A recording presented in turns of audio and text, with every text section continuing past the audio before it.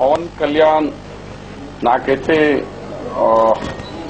ఈ మధ్యలోనే పేపర్లో పేరు విన్నాను. పవన్ కళ్యాణ్ అని ఏదో సినిమా యాక్టర్ చిరంజీవి గారి తమ్ముడని విన్నాను. ఈ మధ్యలో యూత్ ప్రెసిడెంట్ అయినా నేను కూడా విన్నాను.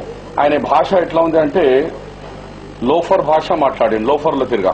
మీ యొక్క ప్రజారాజ్యం పార్టీ హెడెన్ ఎజెండా తెలుస్తున్నది ఏంటంటే ఈ రాష్ట్రంలో ముస్లింస్ కు మీరు దేశద్రోహి అని చెప్తున్నారు. నువ్వు అఫీషియల్ గా మ్యారేజ్ చేసిన ఆ అమ్మాయితో నీ సంసారం సరిగా చూసుకోకుండా మ్యారేజ్ ఏమో ఒక అమ్మాయితో చేసుకుంటున్నావు, సంసారం ఏమో కాపురా ఏమో ఇల్లీగల్ గా ఇంకో అమ్మాయితో చేసుకుని ఒక అబ్బాయి కూడా పుట్టింది తనకి అంటే నీకు కాదని చెప్పిన వ్యక్తి నువ్వు యూత్ కాంగ్రెస్ గా ఇదేనా నువ్వు మెసేజ్ ఇది నాన్ సెన్స్?